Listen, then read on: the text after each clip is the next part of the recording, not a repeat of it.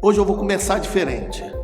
Hoje não é um bom dia, não é uma boa tarde, não é uma boa noite. O caso que eu vou apresentar para vocês hoje é um absurdo que acontece na Prefeitura de Vila Velha. Hoje eu quero falar com você, prefeito Arnaldinho Borgo. É um absurdo que você não tenha vergonha do que está acontecendo. Você sabe do fato, você sabe do ocorrido, e para preservar um aliado político seu e do vice-prefeito que é candidato agora, você está massacrando a história e a vida de uma família. Uma mulher que sofre um assédio dentro de um prédio público, que recebe imagens de um homem que tira foto nu, semi-nu, dentro de um prédio público e manda para uma mulher. Você toma ciência e o máximo que você faz é mandar procurar a Assembleia Legislativa.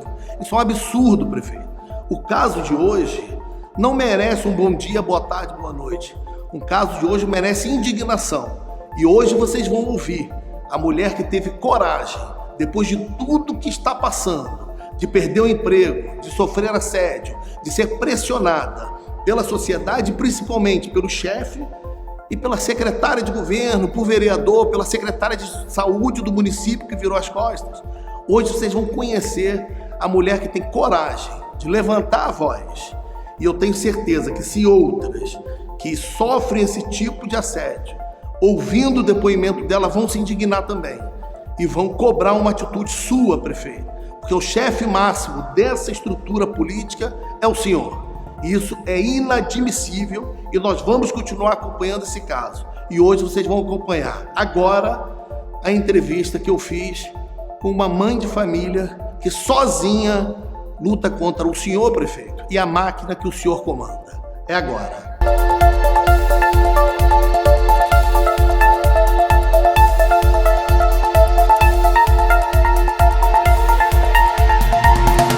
O que mais me impressiona nesse caso todo é que você me disse que esteve com o prefeito pessoalmente. Você olhou para ele e relatou o fato.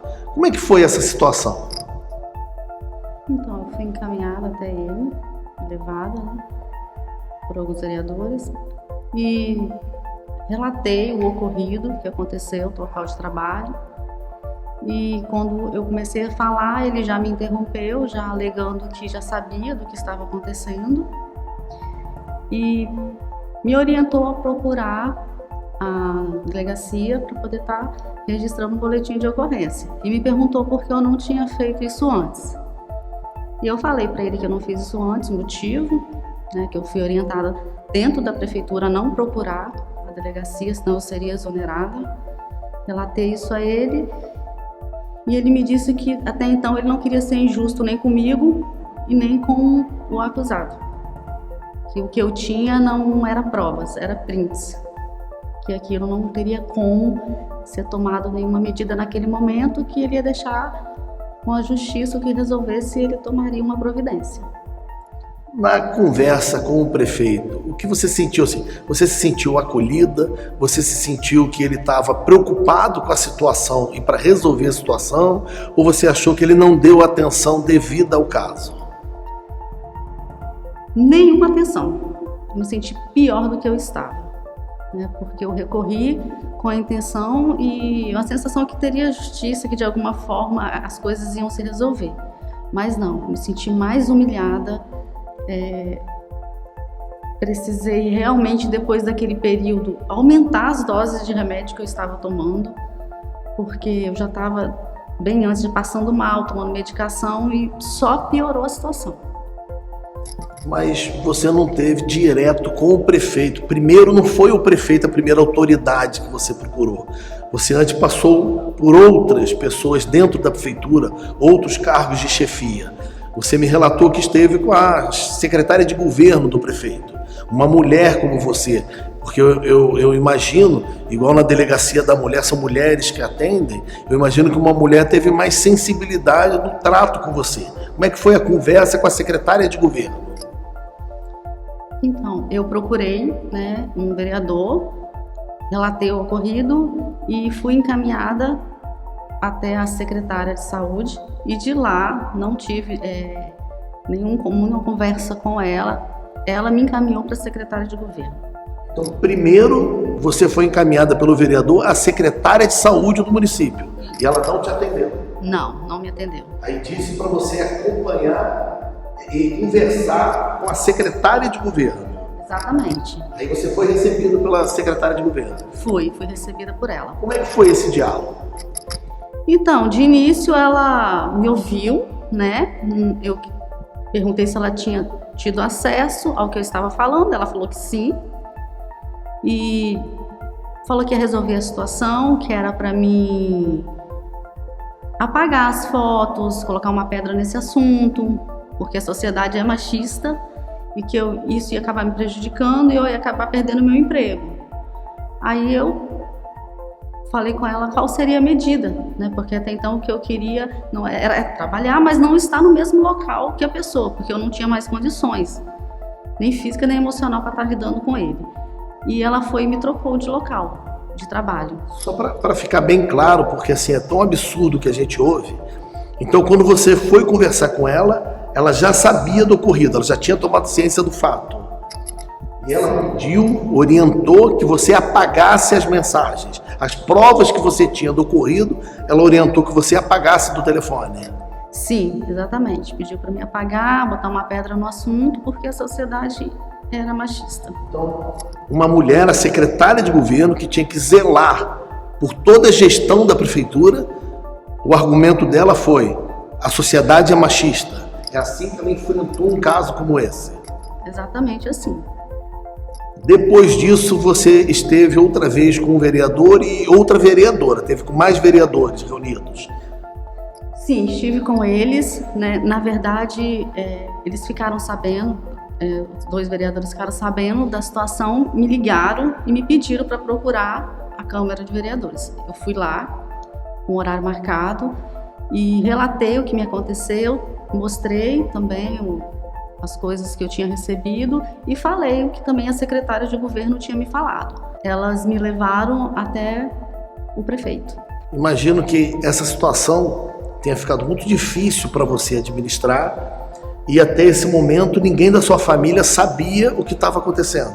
Foi aí que você resolveu conversar com seu marido, explicar a ele o que estava acontecendo?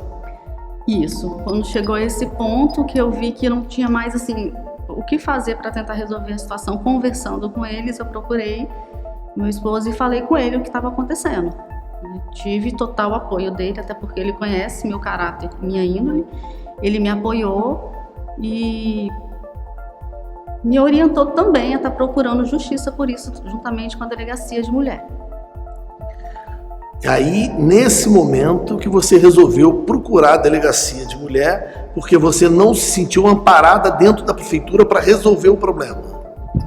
Exatamente. Já tinha sido exonerada até então, porque eu fui transferida de setor, fiquei 15 dias numa outra secretaria e fui exonerada. Peraí, então. Você procura um vereador que te encaminha à secretária de saúde, a secretária de saúde não te recebe e te encaminha à secretária de governo. Ela diz para você que a sociedade é machista, para você apagar as provas e que ela vai resolver. Você depois encontra com vereadores, logo depois encontra com o prefeito. Depois disso tudo, eles te transferem de setor e o acusado, ele permanece trabalhando no mesmo local? Continua trabalhando no mesmo local, como se nada tivesse acontecido. Até hoje ele continua empregado na prefeitura, Sim. trabalhando no mesmo setor? Sim, no mesmo setor.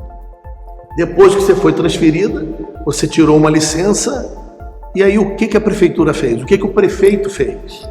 Depois que eu fui transferida, eu passei mal, fui até o médico e lá me deram 15 dias por causa das medicações que eu ia ter que tomar. Como eu tinha o cargo de motorista, não tinha como eu dirigir com aquela medicação muito alta. E depois de quando eu retornei, eu fiquei uns 10 ou 15 dias e fui exonerada. Então, no final disso tudo, na prefeitura, a única pessoa punida foi você, que teve a coragem de fazer a denúncia. Isso, exatamente isso. Isso parece um recado que a prefeitura manda para outras mulheres que passam por essa situação não se manifestarem. Você soube de algum outro caso na prefeitura? Fiquei sabendo por uma pessoa em comum de outro caso, sim, a pessoa também não quis se identificar e nem denunciar, o receio de acontecer a mesma coisa que aconteceu comigo.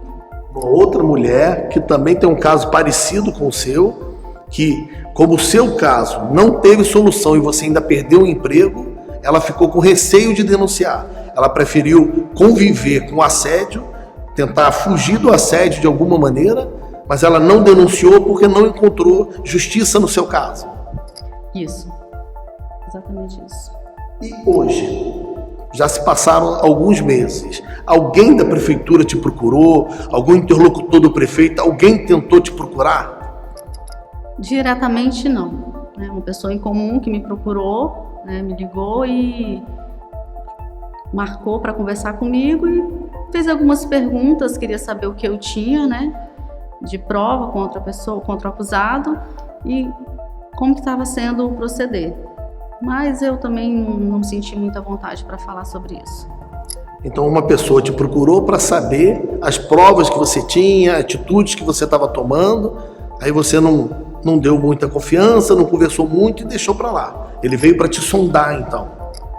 É. Você esteve na delegacia da mulher e lá você foi bem atendida? Muito bem atendida e amparada. Lá você sentiu que eles estavam preparados para lidar com situações como a sua? Sim, minha advogada me acompanhou e lá me atenderam muito bem, me ouviram, registraram tudo. Até então, me senti muito acolhida por eles.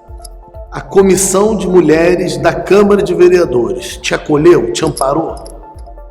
Não. Alguma outra funcionária em cargo de chefia na prefeitura, alguma secretária municipal, além da secretária de governo que você já comentou com a gente, alguém te procurou para te dar conforto, para te apoiar, para te orientar, para ficar do seu lado? Então, nos primeiros dias, sim. Né, uma representante da Comissão de Mulheres me procurou, marcou uma reunião comigo e eu fui com a minha advogada, mas como os outros vereadores que faziam parte da comissão não quiseram assinar, que ela ia denunciar o Ministério Público, não quiseram assinar, todos se calaram, não me procuraram mais. Falaram que ia dar como encerrado. Então os vereadores também da Comissão de Mulher tiveram ciência do caso e resolveram não denunciar, não levar à frente a investigação.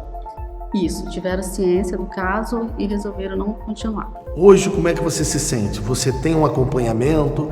Você faz uso de algum medicamento? Teve um prejuízo financeiro porque você perdeu o emprego? Você já está recolocada no mercado de trabalho? Hoje eu me sinto totalmente injustiçada. Eu denunciei porque eu queria justiça pelo que me aconteceu. Não tive. Estou tendo que provar ainda a minha inocência, juntando provas com a situação que aconteceu. Tomo medicação, fiz alguns acompanhamentos médicos psicológicos, eu não consegui no particular porque eu não tenho condições de estar pagando. Pelo SUS não consigo vaga, já tentei algumas vezes também e continuo mantendo os remédios que o médico me passou, a medicação.